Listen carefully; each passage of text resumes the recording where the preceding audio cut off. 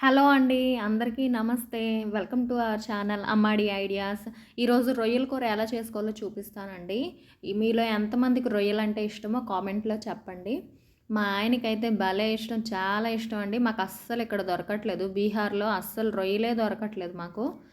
మేమొచ్చిన ఇన్ని రోజులకి ఇప్పుడు దొరికాయి రొయ్యలు. ఇవి తినడానికి మంచిగా ఉంటాయి కానండి, క్లీనింగ్ చేయాలంటే ఒక అరగంట, గంట కూర్చోవాల్సిందే. అవి చిన్న చిన్న రొయ్యలైతే మరీ విసుగొచ్చేద్దండి. అయితే ఇవి పెద్ద పెద్ద రొయ్యలు కాబట్టి పర్లేదు, తీసేయొచ్చు. కానీ అరకిలో తెచ్చారు. అరకిలో తెస్తే చూడండి చెత్త ఎంతొచ్చిందో రొయ్యలంత అన్నొచ్చాయన్నమాట. మొత్తం వేస్టే ఎక్కువొస్తది దీంట్లో. మొత్తం తీసేసరికి అస్సలు ఏముండవు. అరకిలో తెస్తే చూడండి, ఈ ప్లేట్‌లో చిన్న ప్లేట్‌లో ఉంది చెత్త. ఈ ప్లేట్‌లో ఉన్నవి రొయ్యలు. ఆ తర్వాత అవి క్లీనింగ్ ప్రాసెస్ ఏమి ఉండదు. అంటే తీయడం ఏమంటే వెనక్కి తోక ఇలా పట్టుకొని లాగితే సగం దాకా పైన తొక్కొచ్చేద్ది.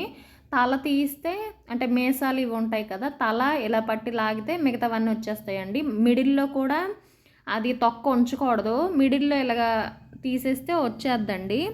అది అస్సలు ఉంచకూడదు. తిన్నప్పుడు కరకరం అంటది.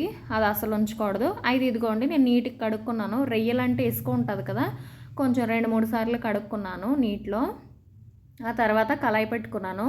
నేను ఫస్ట్ ఆయిల్ వేసి అదంతా చేయనండి. అలా వేస్తే ఏంటంటే ఇవి పచ్చిగుండి మెత్త మెత్తగా ఉంటాయి. నేనేం చేస్తానంటే ఫస్ట్ ఆయిల్ ఏం వేయకుండా ఉట్టి కళాయిలోన ఇవి వేసి ఫ్రై చేసుకుంటాను. బాగా ఎర్ర కలర్ రావాలి. ఇందులో ఎంత వాటర్ ఉంది అనుకున్నారు? చాలా వాటర్ ఉందండి. ఇదిగోండి వాటర్ మొత్తం ఎగిరిపోయాక ఇంత బాగా ఫ్రై అయ్యాయి. ఆరెంజ్ కలర్లోకి వచ్చేయాలన్నమాట. మొత్తం ఆరెంజ్ కలర్లోకి వచ్చి దగ్గరికి అయ్యాయి చూడండి ఎంత బాగున్నాయో. ఫస్ట్ మెత్త మెత్తగా అదొకలాగా ఉండే, ఇప్పుడు ఫ్రై చేయగానే బాగున్నాయి.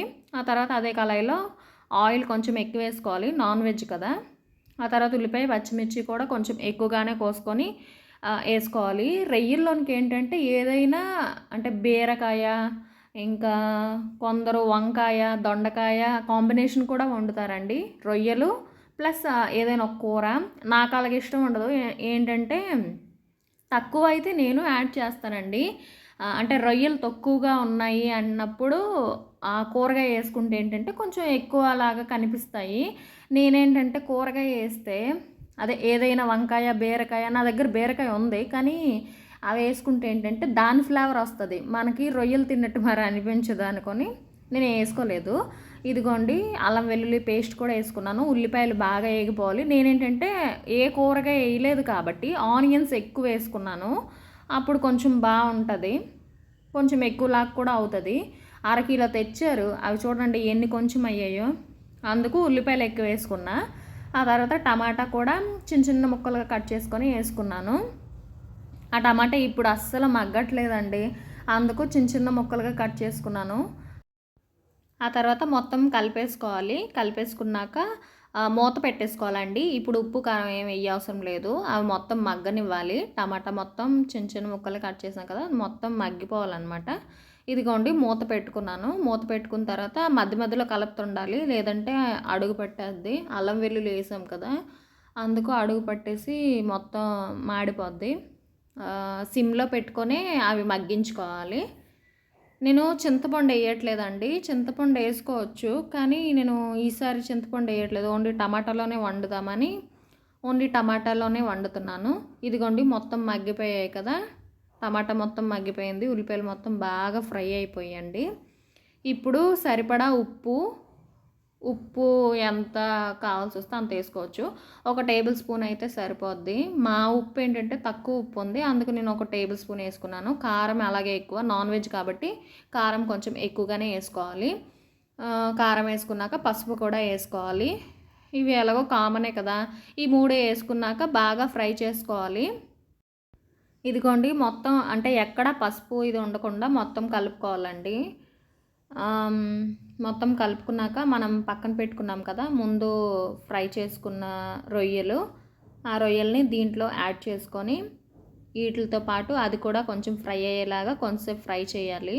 ఇదిగోండి వేసుకుంటున్నాను. రొయ్యలు తినడం బాగానే ఉంటుంది కానీ అవి క్లీన్ చేయాలంటే పెద్ద తలనొప్పి. ఇవి ఇంకా కొంచెం పెద్ద పెద్దవి కాబట్టి అంత ఏం ఉండదు, కానీ చిన్న చిన్నవి ఉంటాయి. అస్సలు ఒక గంటలు గంటలు కూర్చోవాలి. నాకు ఫస్ట్ వచ్చేది కాదండి. నేను మా ఆయన కోసమే నేర్చుకున్నాను. ఫస్ట్ మొత్తం అంటే పిండేసేదాన్ని. అసలు నాకు వచ్చేది కాదు. ఆ తర్వాత అలా మెల్లిగా మెల్లిగా నేర్చుకున్నాను. ఇదిగోండి ఫ్రై అయ్యాయి కదా! ఆ తర్వాత వాటర్ కొంచెం యాడ్ చేసుకున్నాను. ఎందుకంటే ఫ్రై అయ్యాయి, కానీ కొంచెంసేపు ఉడకాలి కాబట్టి.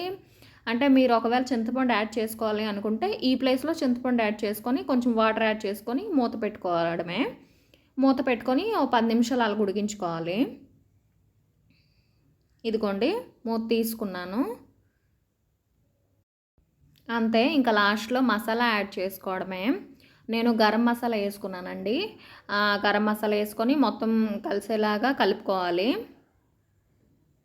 ఇదిగోండి మొత్తం కలుపుకున్నాక ఉడికిపోయాయి. ఇంకా లాస్ట్‌లో కొత్తిమీర యాడ్ చేసుకోవడమే. మొత్తం ఉడికిపోయాయి కదా! ఒక 5 నిమిషాలు, 2 నిమిషాలు ఉడికించుకుంటే సరిపోద్ది. లాస్ట్‌లో కొత్తిమీర యాడ్ చేసుకుంటే వేడి వేడి అన్నంలోనికి రొయ్యల కూర వేసుకొని తింటే ఆహా! ఏమి రుచి అనరామై మరచి అంటూ లొట్టలేసుకుంటూ తినేయడమే. ప్లీజ్ సబ్స్క్రైబ్ చేసుకోండి.